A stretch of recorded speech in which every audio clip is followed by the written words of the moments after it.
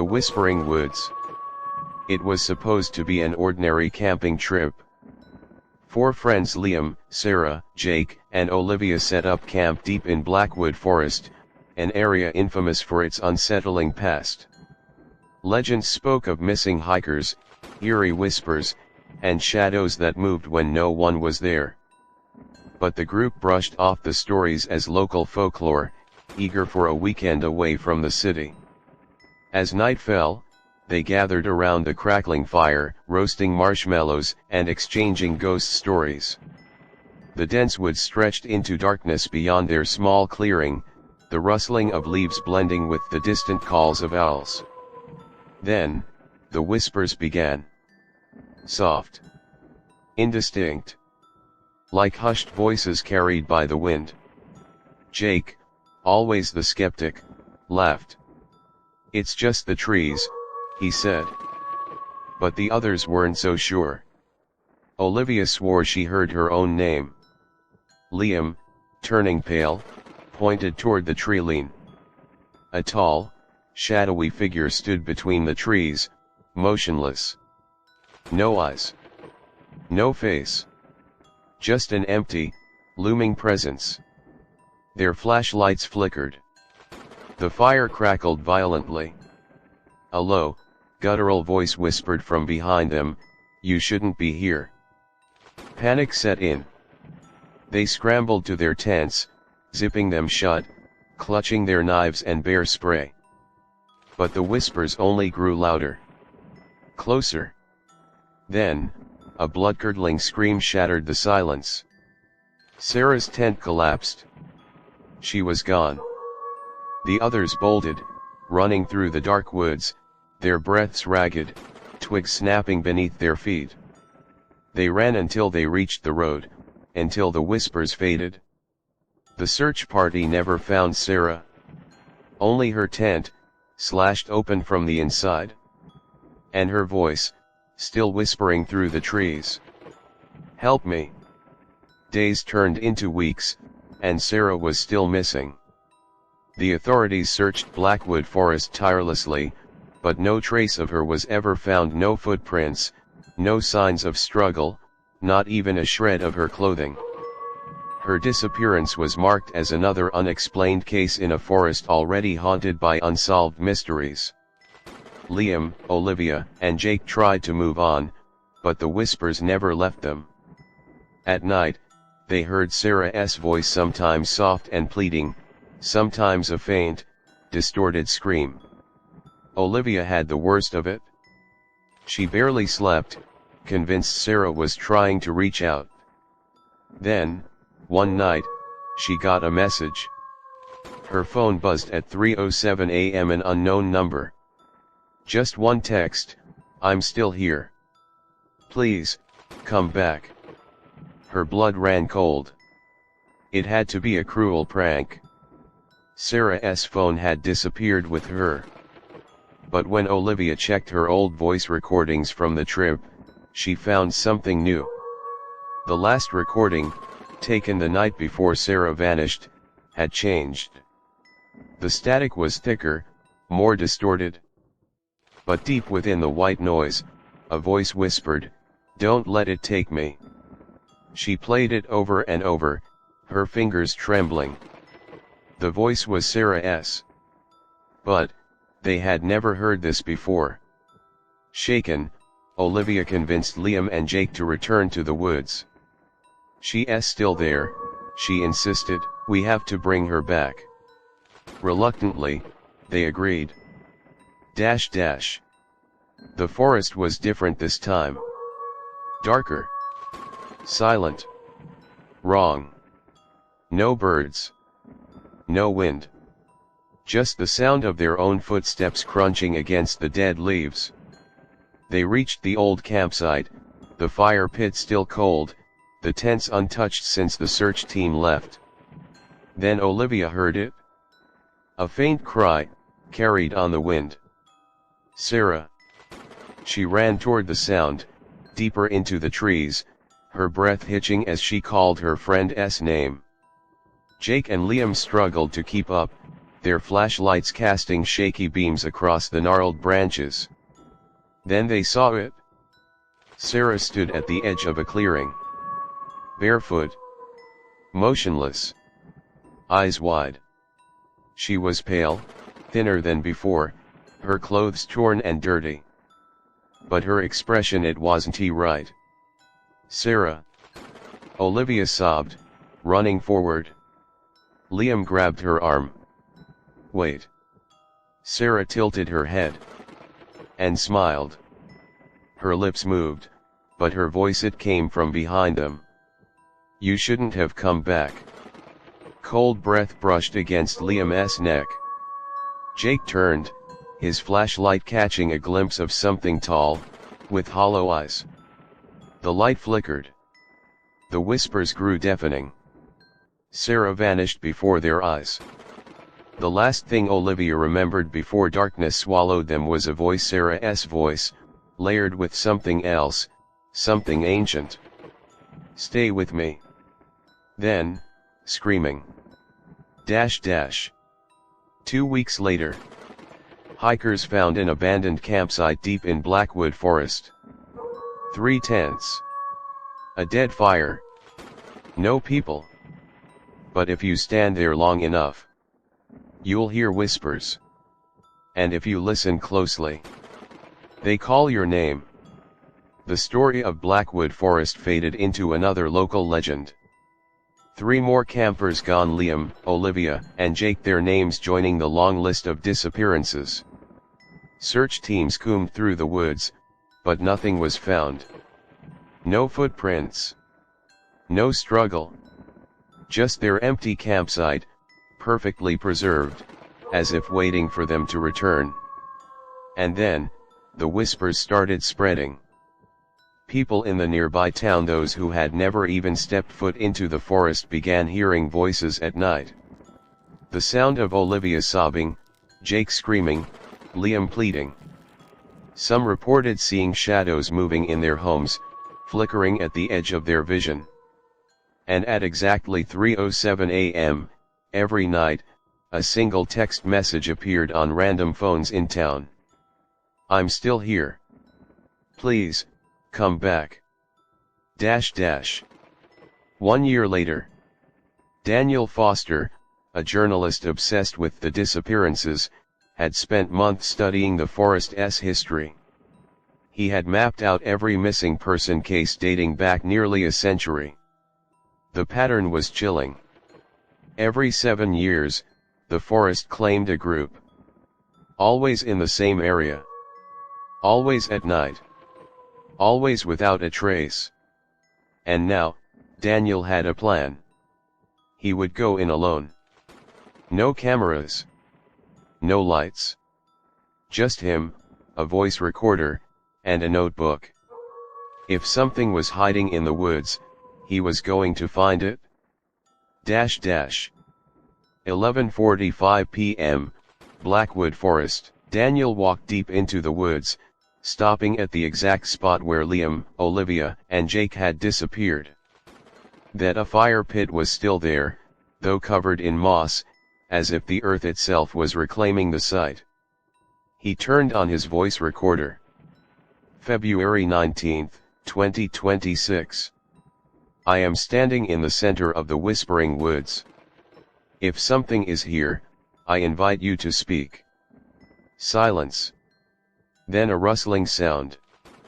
Daniel swallowed hard. He was prepared for animals, maybe even a bear. But this was different. The rustling wasn't coming from one direction, it was all around him. Like a circle closing in. He checked his phone. 3:07 a.m. Then, a whisper. Daniel. His breath hitched. It wasn't possible. No one knew he was here. You shouldn't have come. The voice was right behind him. He spun around, flashlight trembling. Nothing. Then his phone buzzed. A text. I'm still here. Please, come back. Daniel turned to run, but the path was gone. The trees had shifted. The woods stretched endlessly in every direction, an impossible maze. Then he saw them. Liam, Olivia, Jake, Sarah, standing in the darkness. Pale, smiling, hollow-eyed. "Stay with us," they whispered in unison. Daniel screamed. The whispering grew louder, deafening, the voices multiplying, wrapping around him like a suffocating fog. Then silence. Dash dash. The next morning, park rangers found Daniel's voice recorder lying in the middle of the abandoned campsite. The final recording was just one sentence, spoken in his own trembling voice. "I'm still here. Please, come back." Daniel Foster was never seen again. And that night, at 3:07 a.m., his name was added to the whispers. A month after Daniel Foster's disappearance, park rangers closed off Blackwood Forest. But that didn't stop thrill seekers, ghost hunters, and desperate families of the missing from sneaking in. Among them was Erica Bell, Daniel's sister. Unlike her brother, she wasn't here for a story. She was here for answers. She had his voice recorder, the last trace of him. And she had noticed something disturbing. In the final seconds of the recording, there was another sound. Buried under the static. A low, raspy breath, as if something was standing right behind Daniel. Something watching him. Erica entered the forest at dusk, armed with nothing but a flashlight and her brother's notes. She reached the old campsite, whispering his name. No response. But as she turned to leave, she noticed something, a figure, standing deep within the trees. Not moving. Not speaking. Just watching.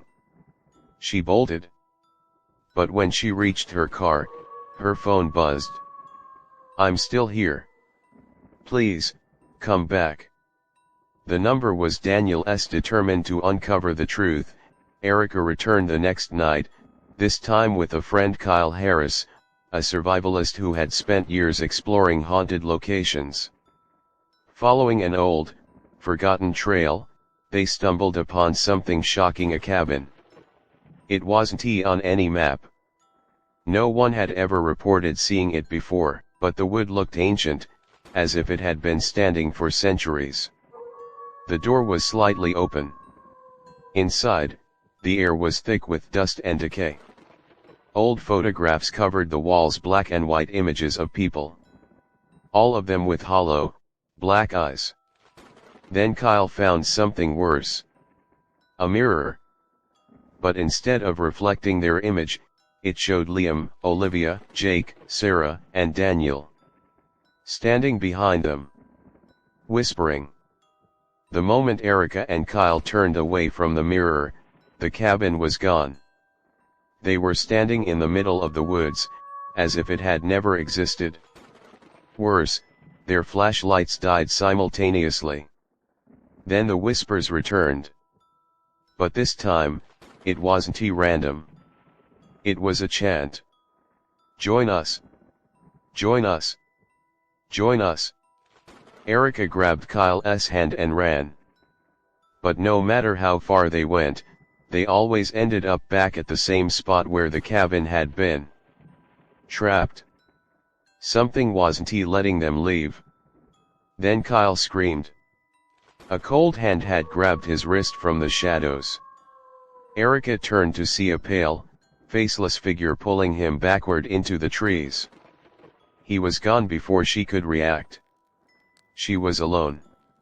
And her phone buzzed. "I'm still here. Please, come back." Kyle's number. Erica had one chance. She remembered something from Daniel's notes, the legend of the Whispering Woods. It wasn't just a haunted place. It was a trap. A hunting ground for something ancient. And the only way out: break the cycle. She took the voice recorder from her bag, pressed play, and spoke to the whispers. I know what you are. I know what you want. But you will not take me. The whispers stopped. Then, a voice, Sarah's voice. You cannot leave. Unless you take our place. Erica's blood turned to ice. That was the deal. Someone had to stay. And then she heard Kyle's voice. Go. Through the trees, she saw him. His eyes were blank, his body motionless. He was becoming one of them. He smiled softly. Tell my family I love them. Then he was gone. And Erica was standing outside the forest. She had escaped.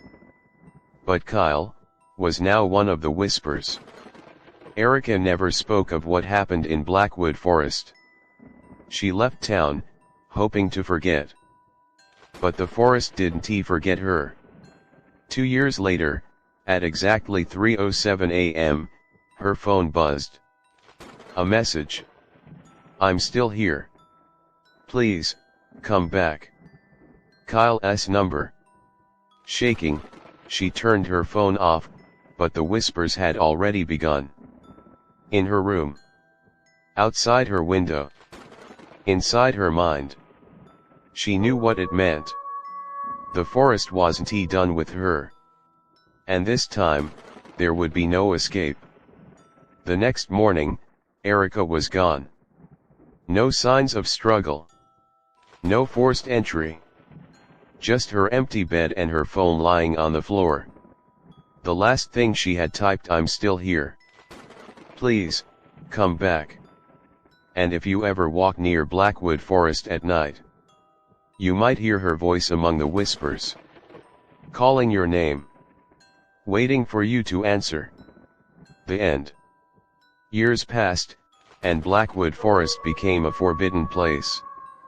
After the disappearances of Erica, Kyle, Daniel, and the others, no one dared to enter. The local government declared it a restricted zone, and the town whispered about the ones who had vanished, their names now spoken in hushed voices. But legends never die. One evening, a stranger arrived in town.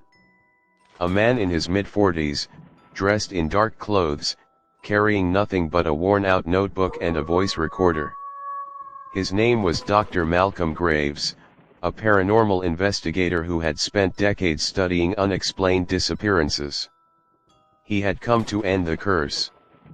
Ignoring the warnings of the locals, he set up camp at the edge of Blackwood Forest, recording his observations.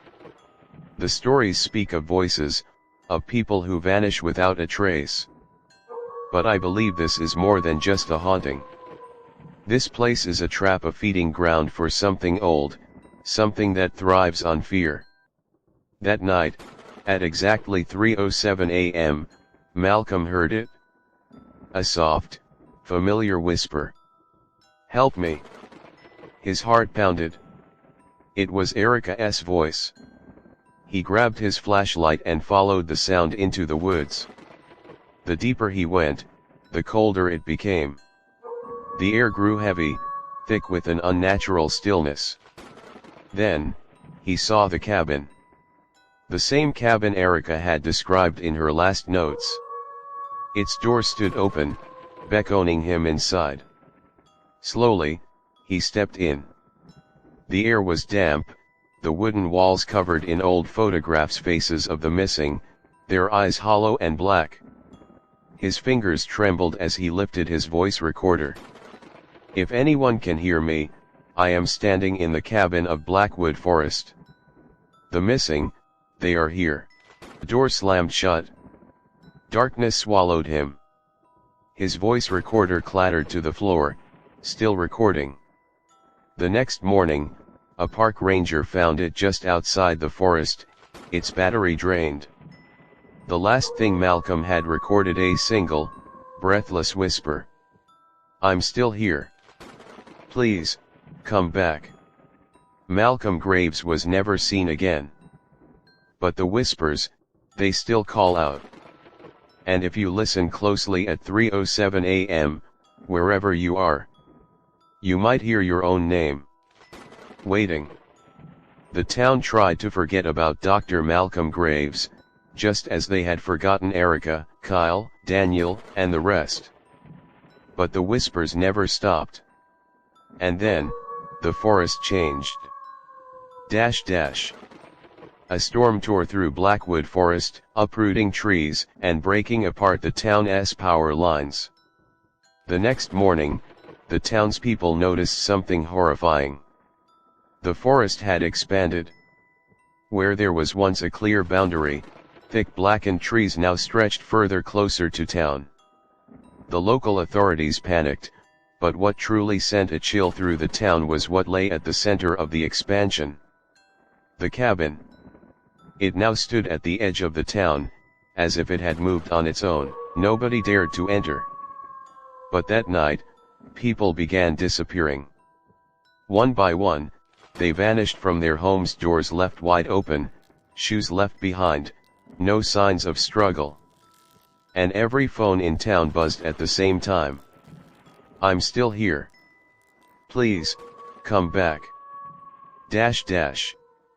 Over the next 7 days, more people disappeared. Entire families gone overnight. Those who remained tried to flee. But the roads looped back. No matter how far they drove, they always ended up back in town.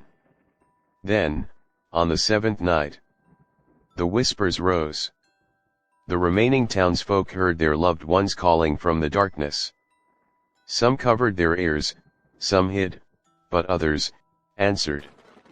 They stepped into the streets, following the voices, and never returned. By sunrise, the town was empty. Not a single soul remained. Only the cabin, standing at the town's center, with the door wide open. And if you listen closely, you can hear them, their voices, trapped in the wind, calling for you. "Please, come back." Months later, a single person arrived at what used to be Blackwood. A state investigator named Ethan Cole, sent to document the abandoned town.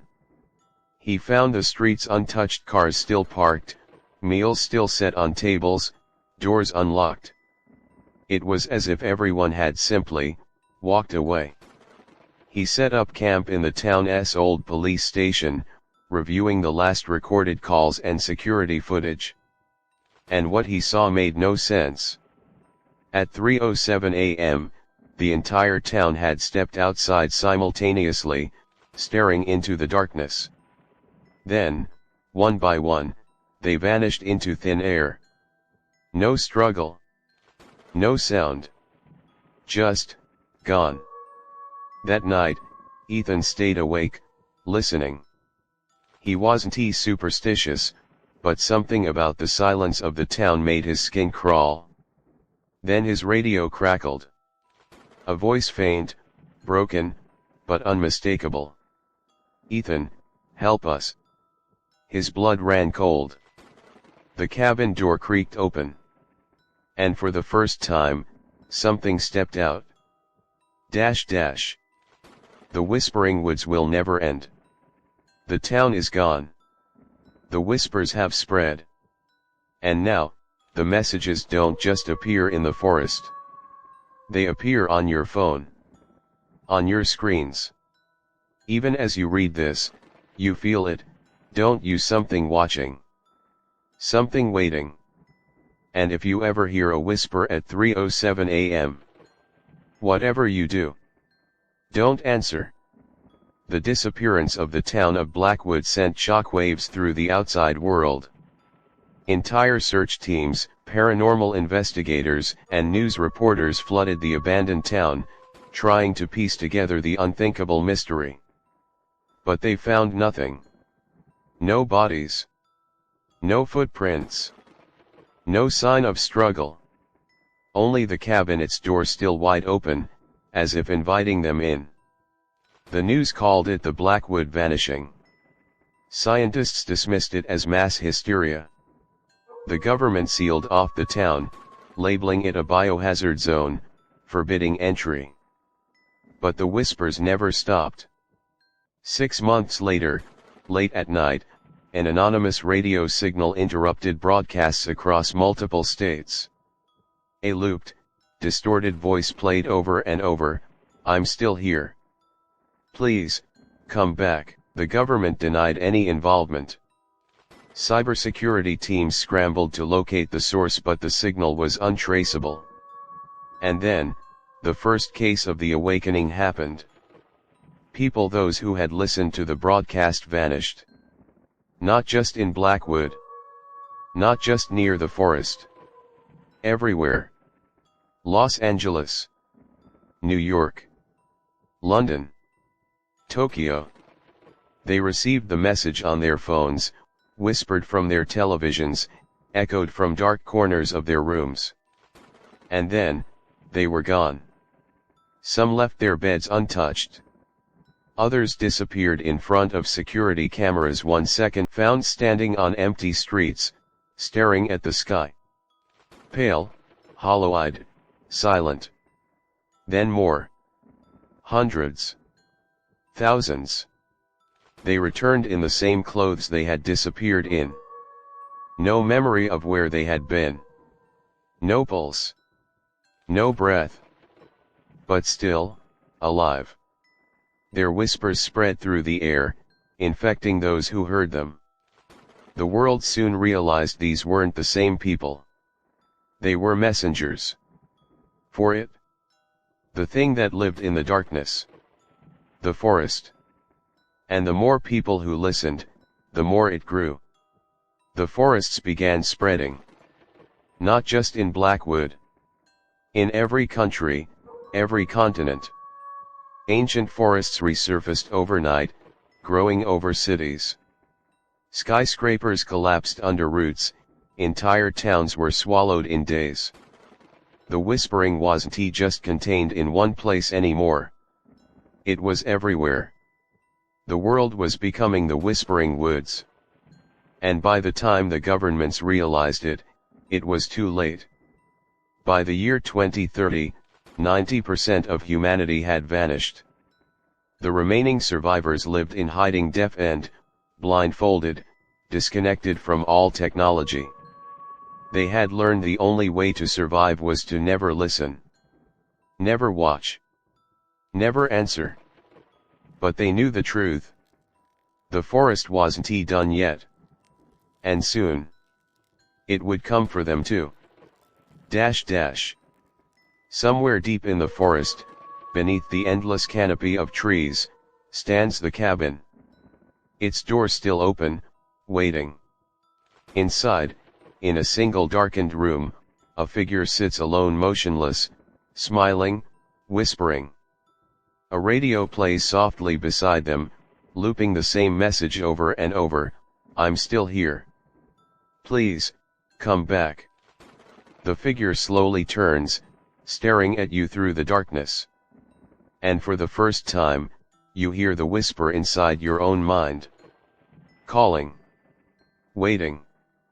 And if you're not careful, you'll answer. The world was gone. The cities had crumbled beneath the roots of an ancient, unknowable force.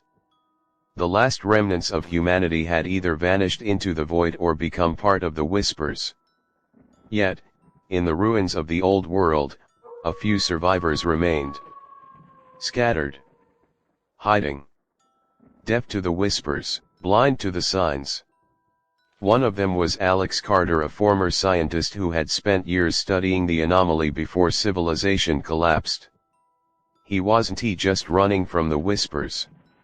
He was looking for a way to fight back. Deep underground, beneath the ruins of a once great city, Alex had uncovered something terrifying. A signal. Not just the whispers. Something older. A black box recording taken from a classified government facility in 1956, decades before Blackwood Forest was first reported.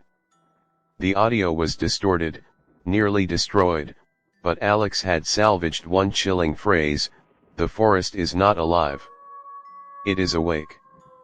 This wasn't just a curse. It was an entity. Something that had been waiting. Growing. Watching. Humanity's mistake wasn't just hearing the whispers. It was waking them up. And now, Alex was about to make an even bigger mistake. Using the last remnants of old technology, Alex traced the origin of the whispers to a place far older than Blackwood. A ruined temple, buried beneath the Amazon rainforest. The last surviving records spoke of a civilization that had vanished overnight, leaving behind nothing but warnings carved into stone. Warnings about the Whispering Ones. Entities that existed outside of time, waiting for an invitation, a single moment where a living soul answered the call. That had happened in Blackwood. And now, the forest was just the beginning. Alex knew he had one chance to stop it. But it was already listening. The deeper Alex went, the more he felt the presence closing in around him. Not just in the forest. In his mind. The whispers no longer came through radios or phones. They were inside him. You shouldn't be here. You cannot stop this. You are already ours. He pressed forward, fighting against the fear, his heart racing. The temple was close. He could feel it. Then, he saw it. A massive stone doorway, covered in ancient carvings. At its center, an impossibly tall figure stood. It had no face. No features. Only a shape, a distortion of reality, shifting like a shadow that didn't belong in this world. It reached toward him. And Alex realized the truth. The forest wasn't just an entity. It was a prison. And someone had just broken out. Alex ran. Through the ruins. Through the whispering trees. Through the dying world. He was the last human alive. And the thing that had been trapped inside the forest, it was free. The whispers weren't calling people into the woods anymore. They were calling something out. Something that had been waiting for eons. Something that was no longer bound. And as Alex collapsed in the dirt, gasping, the end. The universe was dying. The stars had begun to fade, devoured by something ancient, endless, and hungry. But Alex Carter wasn't dead. He should have been. He was supposed to be the last human. Yet, as the world around him crumbled into darkness, he found himself standing in a place that shouldn't exist. A forest. Not the Whispering Woods, not Blackwood, not Earth. Something older. Deeper. Outside of time itself. The prison that had once held the entity before humanity set it free. And now, he was the only one left to stop it. The trees stretched forever, their twisted branches curling into the void above. No sun. No stars. Just an eternal, shifting landscape of shadows.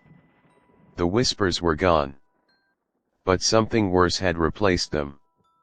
A low, throbbing sound, like a pulse beneath the ground. Like something breathing. Watching. Waiting. Alex didn't know why he was still alive. He had no weapons, no tools, no hope. But he had one final mission. To find the heart of the forest. And burn it down. As Alex walked through the trees, he saw things that shouldn't exist. Ruins of civilizations long forgotten. Skeletons of beings not from Earth, their remains tangled in roots that had grown through them. And then, the statues. Towering, faceless figures carved from black stone. He recognized them. They were the same as the entity he had seen in the temple. This wasn't just a prison. It was a battlefield. Something had tried to stop this thing before. And they had failed. But Alex wouldn't. Because as he looked around, he realized one terrifying truth. The forest wasn't eternal. It had a center. A place where it had begun. And if something had created it, it could be destroyed. The deeper Alex walked, the more he felt reality shifting. Time moved differently here.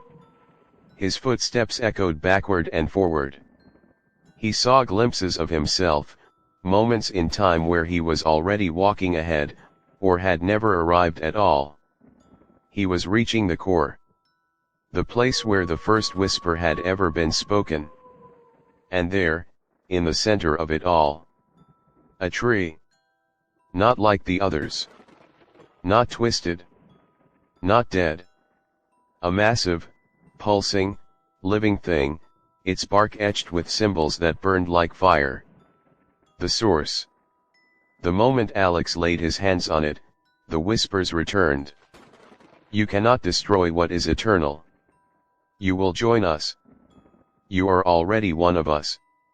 Alex drew a knife. One he didn't remember having. One that had been waiting for him. And he carved into the bark. The whispers screamed. The forest shook. The sky above cracked a splinter in the darkness. For the first time in centuries, something fought back.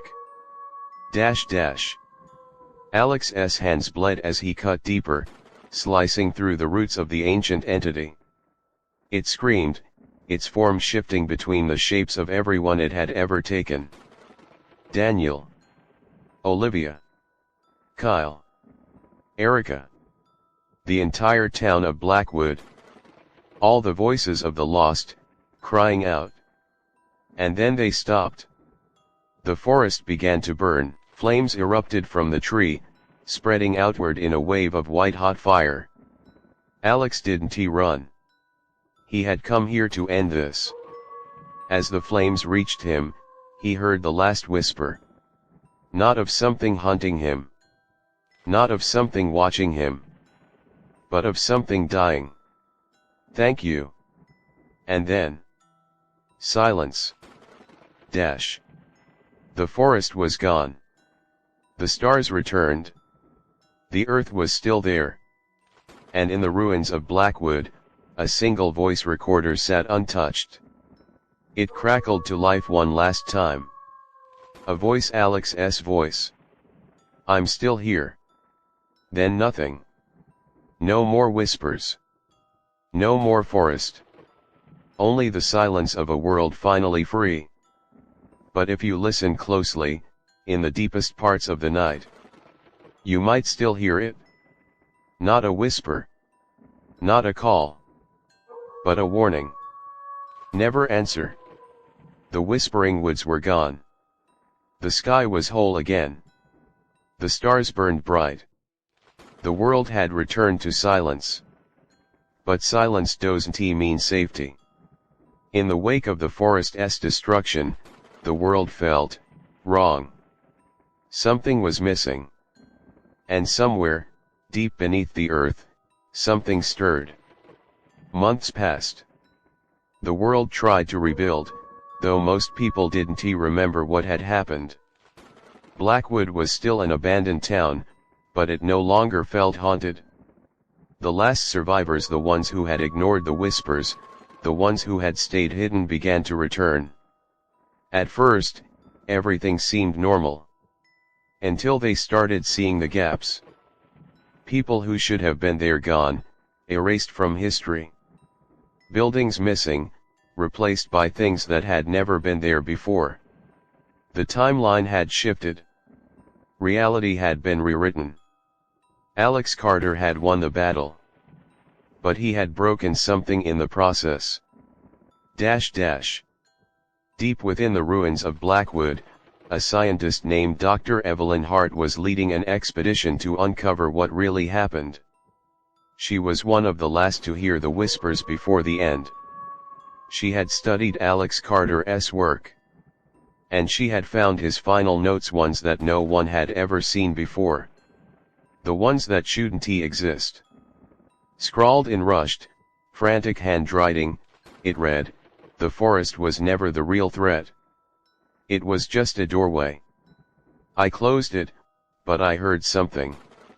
Something on the other side. It wasn't a prison. It was a warning sign. And now, I think I've let something worse in." One night, Evelyn's team disappeared. Vanished without a trace. No signs of struggle. No evidence of where they had gone. Except for one thing. A single recording, left on her radio, playing over and over. Not the old whisper. Not "I'm still here. Please, come back." This was something else. Something colder. Something inhuman. It spoke in a voice that sounded like 100 voices at once. And it said one thing. "You should have left us buried." Then static. The next morning, a massive sinkhole appeared in the center of Blackwood. Hundreds of feet wide. Endlessly deep. Government officials arrived, cordoning off the area. Scientists tried to measure its depth but found it was immeasurable. Not a single sound echoed back from the bottom. As if it wasn't just a hole. As if it was an absence. Something was down there. Something that had been sealed away for longer than the forest itself. And now, it was waking up. The last recording from Dr. Evelyn Hart's journal was found a week later. A simple, scrawled entry. "The whispers are gone. But now, something is screaming." And on the edge of the endless sinkhole, in the dead silence of Blackwood's ruins, a new sound rose. Not a whisper. Not a voice. But a deep, guttural, earth-shaking roar. The kind that doesn't just make you afraid. The kind that makes the universe tremble. The forest was gone. But something much worse had taken its place. And this time, there would be no escape.